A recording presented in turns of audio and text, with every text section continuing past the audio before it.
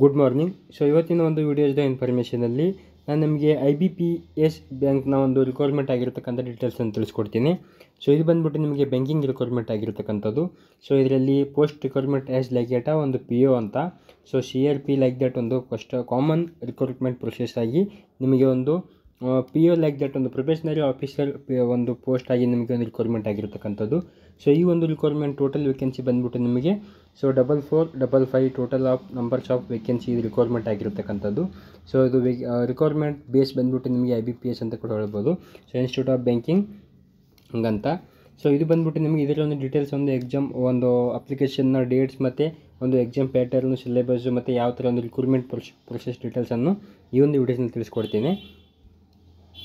So like that ಒಂದು ಮತ್ತು other exams also ಒಂದು ರಿಗಾರ್ಡಿಂಗ್ಸ್ ಆಗಿ ನಿಮಗೆ ಒಂದು ಡೀಟೇಲ್ಸನ್ನು ಕೂಡ ನಿಮಗೆ ನಾನು ವಾಟ್ಸಪ್ ಥ್ರೂ ಒಂದು PDF ಕೂಡ ಅವೈಲೇಬಲ್ ಆಗಿರುತ್ತೆ. ಸೊ ನೀವು ನೋಡ್ಬೋದು ಇಲ್ಲಿ IBPS ಬಂದುಬಿಟ್ಟು ನಿಮಗೆ institute of banking personnel selection ಅಂತ.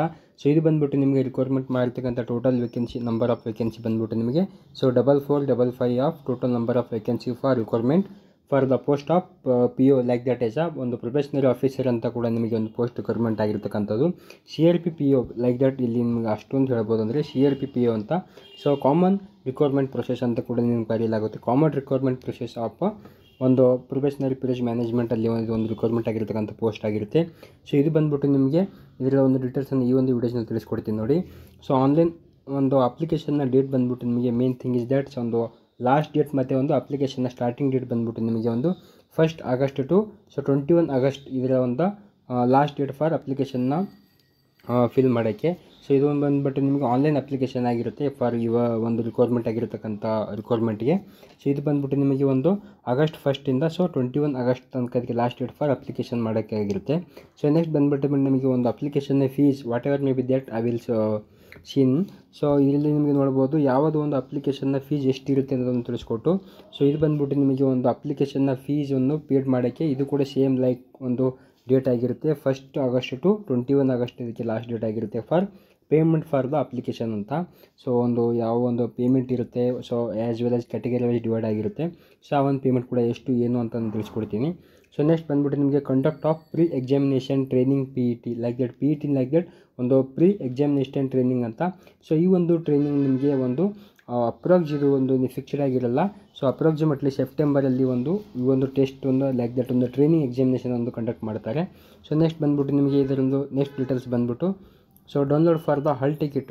ಸೊ ನೋಡ್ಬೋದು ನೀವು ಒಂದು ಕಾಲ್ ಲೆಟರ್ಸ್ ಫಾರ್ ಆನ್ಲೈನ್ ಎಕ್ಸಾಮಿನೇಷನ್ ಒಂದು ನಡೆಯುತ್ತೆ.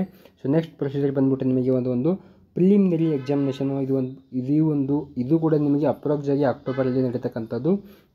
ಸೊ ನೆಕ್ಸ್ಟ್ ಬಂದುಬಿಟ್ಟು ನಿಮಗೆ ಒಂದು ಡೌನ್ಲೋಡ್ ಆದಮೇಲೆ so call letters like that ಒಂದು ಎಕ್ಸಾಮ್ನ ಹಾಲ್ ಟಿಕೆಟ್ನ ಮಾತ್ರ ಒಂದು ಅಕ್ಟೋಬರಲ್ಲಿ ಬಿಡ್ತಾರೆ. ಸೊ ಎಕ್ಸಾಮ್ ಕೂಡ ಅದೇ ಒಂದು ಅಕ್ಟೋಬರಲ್ಲಿ ಕಂಡಕ್ಟ್ ಮಾಡ್ತಾರೆ ಅಂತ ಇದು ಒಂದು ಜಸ್ಟ್ ನಿಮಗೆ ಅಪ್ರಾಕ್ಸ್ ಮಂತ್ಸ್ ಆಗಿರುತ್ತೆ, not of fixed.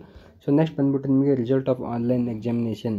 So preliminary result ಕೂಡ ನಿಮಗೆ ಒಂದು ಅಕ್ಟೋಬರ್ ಎಂಡ್ ಅಥವಾ ನವೆಂಬರಲ್ಲಿ ನಿಮಗೆ ಇದು ಅನೌನ್ಸ್ ಮಾಡ್ತಾರೆ. ಸೊ ನೆಕ್ಸ್ಟ್ ಬಂದುಬಿಟ್ಟು ನಿಮಗೆ ಒಂದು ಮೇನ್ ಎಕ್ಸಾಮ್ ಆಗಿರುತ್ತೆ. ಸೊ ಮೇನ್ ಎಕ್ಸಾಮ್ನ ಒಂದು ಕಾಲ್ ಲೆಟರ್ ಬಂದುಬಿಟ್ಟು ನಿಮಗೆ ಅದು ನವೆಂಬರಲ್ಲಿ ಇರುತ್ತೆ. ಸೊ ಮೇನ್ ಎಕ್ಸಾಮ್ನ ಕೂಡ ನಿಮಗೆ ನವೆಂಬರಲ್ಲಿ ಕಂಡಕ್ಟ್ ಮಾಡ್ತಾರೆ. So declaration of result main exams ಕೂಡ ನಿಮಗೆ ಡಿಸೆಂಬರ್ ಅಪ್ ಟು ಜನವರಿವರೆಗೆ ಇದಕ್ಕೆ ಒಂದು ರಿಸಲ್ಟ್ ಕೂಡ ಅನೌನ್ಸ್ ಆಗಿರುತ್ತೆ. ಸೊ ನೆಕ್ಸ್ಟ್ ಬಂದುಬಿಟ್ಟು ನಿಮಗೆ third option is like that ಒಂದು ಇಂಟರ್ವ್ಯೂ ಇರುತ್ತೆ. ಸೊ ಅದು ಕೂಡ ನಿಮಗೆ January to February in between so ಒಂದು ಇಂಟರ್ವ್ಯೂ ಅಂದ್ಕೊಂಡ ಇದಕ್ಕೆ ಕಂಡಕ್ಟ್ ಮಾಡ್ತಾರೆ. ಬಟ್ ಏನಂದರೆ ಇದು ಒಂದು ಜಸ್ಟ್ ನಿಮಗೆ ಒಂದು ಅಪ್ರಾಕ್ಸ್ ಡೇಟ್ಸ್ ಆಗಿರುತ್ತೆ, ಇದು ಯಾವುದು ಫಿಕ್ಸ್ಡ್ ಆಗಿರಲ್ಲ. ಸೊ ನೆಕ್ಸ್ಟ್ ಬಂದುಬಿಟ್ಟು ನಿಮಗೆ ಇದರ ಒಂದು ಯಾವ ರೀತಿ ಒಂದು ಫೀಸ್ ಕೂಡ ಇಲ್ಲಿ ಯಾವ ರೀತಿ ಇದೆ ಅಂತ ತಿಳಿಸ್ಕೊಡ್ತೀನಿ ನೋಡಿ. ನೆಕ್ಸ್ಟ್ ಬಂದುಬಿಟ್ಟು ಈ ಒಂದು ಅಪ್ಲಿಕೇಶನ್ಗೆ ಸೊ ಫಸ್ಟ್ ಸ್ಟಾರ್ಟಿಂಗ್ ಬಿಫೋರ್ ಫೀಸ್ಗಿಂತ ನಿಮಗೆ ಒಂದು ಏಜ್ ಲಿಮಿಟ್ ಎಷ್ಟು ಆಗಿರುತ್ತೆ ಅಂತ ತಿಳಿಸ್ಕೊಡ್ತೀನಿ ನೋಡಿ. ಸೊ ಏಜ್ ಲಿಮಿಟ್ ಬಂದುಬಿಟ್ಟು ನಿಮಗೆ ಮಿನಿಮಮ್ ಏಜ್ ಲೈಕ್ ಒಂದು 20 ಏಜ್ ಇರಬೇಕು. ಸೊ ಮಿನಿಮಮ್ ಬಂದು ನಿಮಗೆ 20 age. So maximum up to 30 ಏಜ್ವರೆಗೆ ಅದಕ್ಕೆ ಅಪ್ಲಿಕೇಶನ್ಗೆ ಎಲಿಜಿಬಲ್ ಕ್ರೈಟೀರಿಯಾ ಆಗಿರುತ್ತೆ. ಸೊ ಏಜ್ ರಿಲ್ಯಾಕ್ಸೇಷನ್ ಕೂಡ ಇರುತ್ತೆ ಆ್ಯಸ್ ವೆಲ್ ಆಸ್ ನಿಮಗೆ ಒಂದು ಕ್ಯಾಟಗರಿ ವೈಸ್ ಕೂಡ ಇಲ್ಲಿ ಒಂದು ಏಜ್ ರಿಲ್ಯಾಕ್ಸೇಷನ್ ಕೂಡ ಅವೈಲೇಬಲ್ ಇರುತ್ತೆ.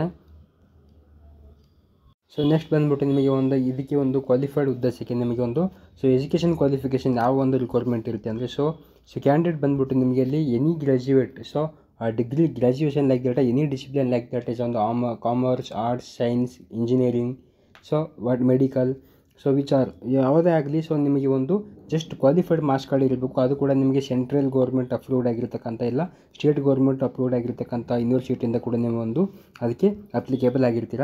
ಬಟ್ ಯಾವುದೇ ಒಂದು ಒಂದು backout show not pass out show ಒಂದು ಬ್ಯಾಕ್ಲಾಗಿದ್ದರೂ ಕೂಡ ಅದಕ್ಕೆ ಅಪ್ರೂವ್ಡ್ ಆಗಿರಲಿಲ್ಲ.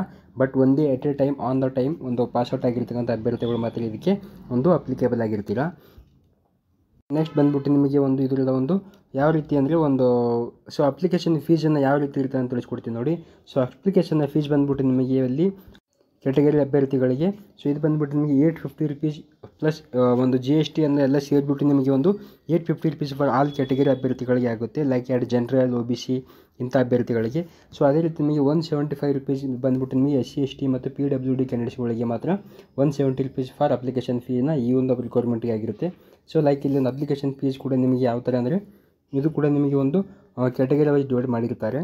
ಇದು ಬಂದುಬಿಟ್ಟು ನಿಮಗೆ ಆನ್ಲೈನ್ ಅಪ್ಲಿಕೇಶನ್ ಆಗಿರುತ್ತೆ. ಆನ್ಲೈನ್ ಅಪ್ಲಿಕೇಶನಲ್ಲಿ ಆನ್ಲೈನ್ ಪೇಮೆಂಟ್ ಕೂಡ ನಿಮಗೆ ಇಲ್ಲಿ bank UPI credit card debit card bank through ಕೂಡ ನೀವು ಇಲ್ಲಿ ಒಂದು ಅಪ್ಲಿಕೇಶನ್ನ ಫೀಸ್ ಕೂಡ ನೀವು ಪೇಡ್ ಮಾಡಬೇಕಾಗಿರುತ್ತೆ.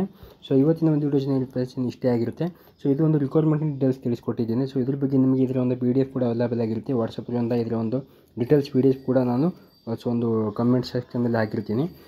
ಇನ್ನು ನೆಕ್ಸ್ಟ್ ಕಮಿಂಗ್ ವಿಡಿಯೋಸ್ನಲ್ಲಿ ನಮಗೆ ಇದ್ರ ಬಗ್ಗೆ ಒಂದು ಎಕ್ಸಾಮ್ನ ಡೀಟೇಲ್ಸ್ ಯಾವ ಥರ ಇರುತ್ತೆ, ಸಿಲೆಬಸ್ ಪ್ಯಾಟರ್ನ್ ಯಾವ ಥರ ಇರುತ್ತೆ ಮತ್ತು ಎಕ್ಸಾಮ್ನ ಒಂದು ಕ್ರಿಟೇರಿಯಾ ಯಾವ ಥರ ಇರುತ್ತೆ, ಎಷ್ಟೊಂದು ರೀಸನಿಂಗು ಮಿರಕಲ್ಗಳು ಎಲ್ಲ ಒಂದು ಡೀಟೇಲ್ಸನ್ನು ನೆಕ್ಸ್ಟ್ ಅಪ್ಕಮಿಂಗ್ ವಿಡಿಯೋಸ್ನಲ್ಲಿ ನಾನು ತಿಳಿಸ್ಕೊಡ್ತೀನಿ.